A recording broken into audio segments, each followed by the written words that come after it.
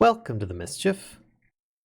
I'm Valen, and this is Embers, Metallurgic Constructs, Part 1. So now that you know how to make yourself all sorts of Ember energy and move it around, as well as a few different items and so on, there's a lot more that you can do to, advance, move on from the basics of just about everything in Embers. So you are very familiar with a pressure refinery at this point, at least I hope so. And what I'm going to be covering today is going to be in your Metallurgic Constructs tab down here, and it's going to be the Crystal Cell, the Beam Splitter, the Dawnstone Anvil, and the Automatic Hammer. We're going to start off with the Crystal Cell, which, as you can see here, is a large item. It's another multi-block structure disguised as a single block. The recipe for it is a couple blocks of copper, a block of Dawnstone, now that you know how to make it, some Dawnstone plates, and a couple large Ember crystals. Combine that together and you get this. Now, if I have it here in my inventory, let me just place it on the ground. You can see it will place, and it will make a 3x3 by 1 tall structure. And you can walk through, if you look here, I'm actually kind of standing in the middle of this thing. You can walk through this little crystal that's hovering above it. And you can actually, if I stack these high enough, there we go. You can see that there is an inlet/outlet port, as is familiar with many of the 3x3 by 1 multi-block structures. Now over here I have one currently set up. It is very small, and its default is, first let me tell you what it is. It is currently an Ember battery. Yes, just like the copper cell, but it has potential to be much larger. Or a copper cell has a 24,000 Ember capacity. The crystal cell itself, sorry, I just kind of blanked on the name there, has a much, much higher capacity possibility. Now, it starts off with a default of only 64,000. And you think, well, that's not a drastic improvement. I mean, sure, it's like, 2 to 3 times as big. It's fairly decent in comparison, but it can be expanded. It's an expandable battery for Ember. And how do you expand it? Well, you just use a little bit of Ember crystals or shards. Let me get some. So there we go. I currently have an obsidian chest hooked up to an item pump feeding into, as usual, a mechanical core so that you can do all sorts of things with this because otherwise the one outlet/inlet is not going to be nearly enough. Now you can feed physical items into this crystal cell, but you got to be careful about that. It not always will take everything, and if that's the case, you might want to break the pipe so that you can get the item back out. You only want to feed it Ember shards and Ember crystals, and that will expand its internal inventory size for storing Ember. And by Ember, I mean the energy source, not the crystals or shards. So total, you can max this thing out at storing 1,440,000 potential inputs. So in this case, I'm going to grab myself a bunch of shards. I'm going to show you how much you can actually put in here. 1, 2, 3, 4, 5. Let's put these all in here, and then another stack of 1, 2, 3, 4, 5, 6, 7. There we go, 24. So 5 stacks of Ember shards plus 24 more, or a total of 344 Ember shards, should be enough to max this out. Otherwise, it's about 57 of the crystals themselves. So let's look up crystal. And this is going to be faster, so I'm going to actually use the crystals. It should be about 1, 2, 3, 4. Let's just get it down to 57 plus 2 Ember shards should equal the same amount. So therefore, that's all you need to do. If you can continuously feed in more and more Ember shards and crystals, but, it will just destroy them. So that's the maximum you want to put in there. So if you've been getting a whole bunch over time, then I recommend, if you want to use this as a storage battery, then go ahead and just put in like 57 Ember crystals and 2 Ember shards. Or 344 of the Ember shards should do it for you. Now I just turn that on, and you can see it's just taking it all in. And the crystal actually gets really big. above it, and it will actually, be a really good representation of just how much Ember is potentially being able to be stored here. It's a really cool thing. It kind of lights up at night as well, so it's very cool. You can walk through it. It doesn't hurt you. It's not going to injure you in any way.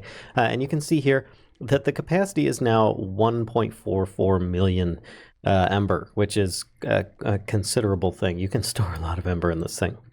I've known people that have actually maxed these out and made several of them because, well, you could always constantly keep mining that. Now, if you look over here at your pressure refinery, actually can store 32,000 as it is, which is half the size of one of these by itself. So if you want a really big storage capacity, that's really going to do it for you. And I mean, in comparison to your measly 24,000 little cell, it's kind of paltry at this point. Now, it might take up a bit more space, but it's going to have a lot more potential output. And of course, you can then put your receptor here on the side of the mechanical core, so everything can go into it. You also have your emitters that you can then put out here. You don't even have to have a gauge on the outside. You can potentially remove the chest and everything else that's connected to it to input more Ember shards and crystals because it's already maxed out at this point. And you can just have several, outgoing emitters.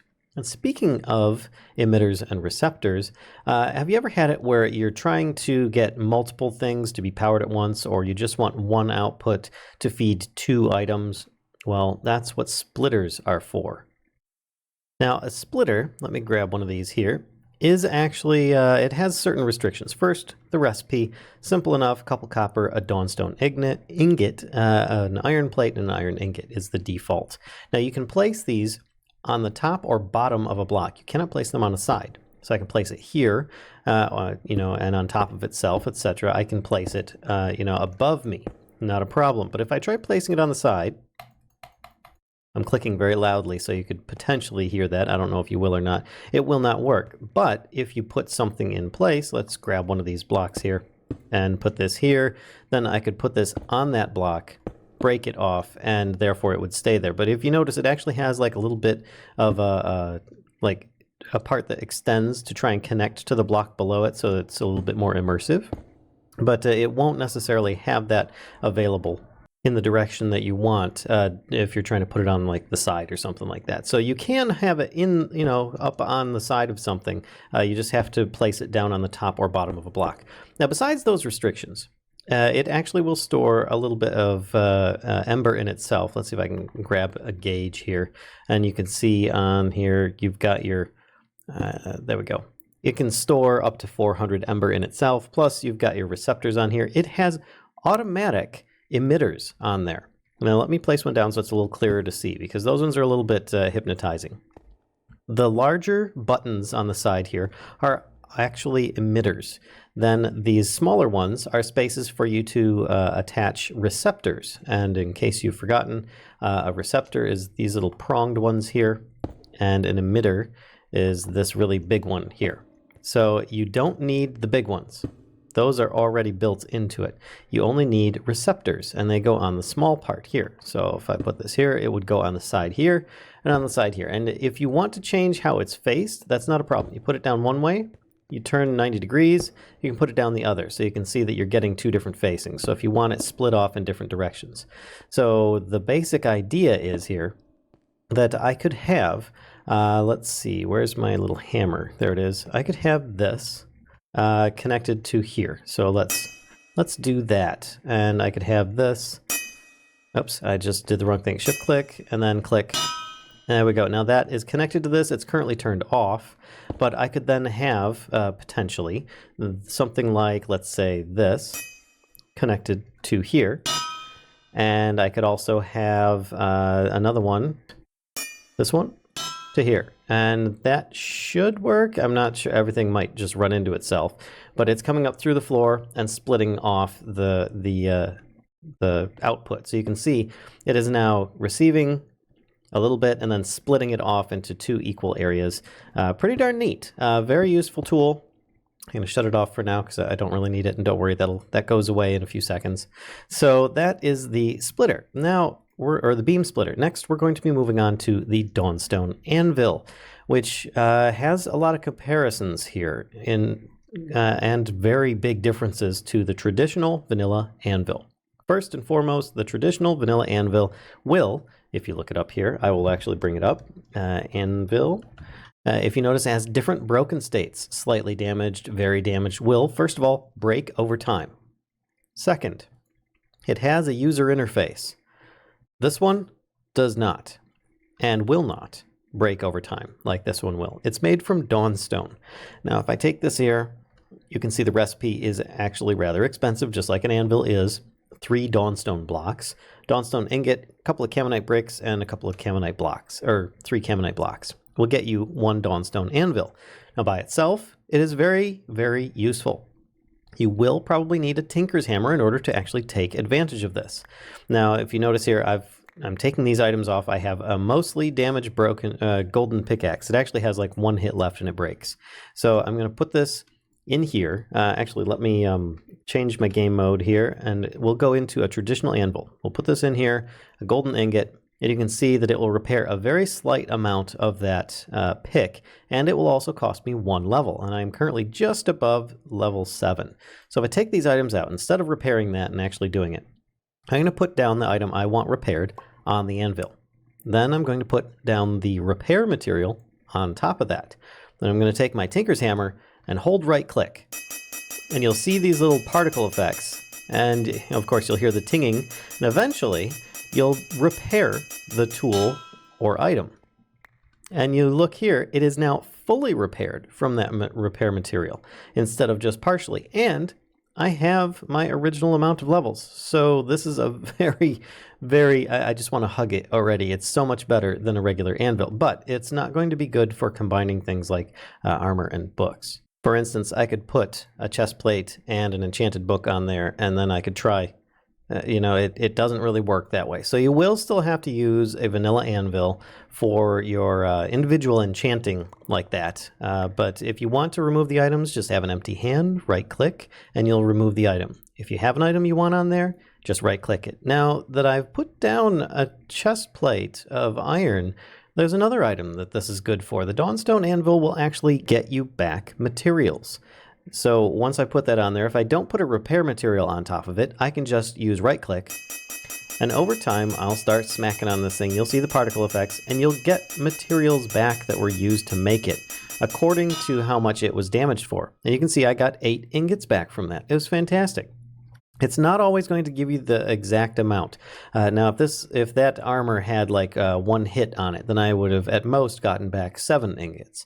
And if I do something like a golden pickaxe here, and I try and get that back, it's just going to give me back nothing or up to 1 ingot, because it's got multiple materials involved there, and it's not just going to give me all of them. So you have a potential for recycling some crap that you find from mob drops or other things, or your old armor is just old and worn out. You can easily recycle it and get it back. Now, you know how long that took me. That's where the automatic hammer comes in next, which is, of course, down here in your Metallurgic Constructs book, or section of the book. Now, the automatic hammer is wonderful. It is basically going to eliminate any time and effort that you need in there. It is going to require a block of iron ingot, a block of copper, and a bunch of camonite bricks, or camonite brick stairs in one of 2 different recipe styles. And you'll get this little guy here, which, you place it down, you've got a hammer, and it'll have a little back on it. And you can see it has an actual little receptor area. That's because it does require Ember, though not much of it. Here, let's just get that out of here. So when you place it down, you can place on the back, on the side. You can even place it on the front if you want. It just looks a little bit weird, a receptor. And then you'll want to connect it, if I had any Ember in here to actually use. So let me switch it over to this other one instead. There we go. Oops, I just did it wrong. There we go. And then that just will come through the wall. You see how it actually shoots through the wall. We'll start powering it. And I put an Ember gauge on here on the side just so you can see. It has its own 12,000 Ember storage capacity. It only uses up about 40 Ember per use. So unless you're going to constantly be using this thing, which you might, it's not really going to need a lot of Ember. And then you can put a button or a lever on here for it to actually work. Now, in this case, I have a regular, fully repaired pick. And I'm using this as an example. I'm putting down a gold ingot on top of it, pressing the button, and smack. It used it up. So you got to be careful. It will still, use up things that you don't need repaired. I have here from another mod, an emerald multi-tool. It also requires emeralds in order to repair it.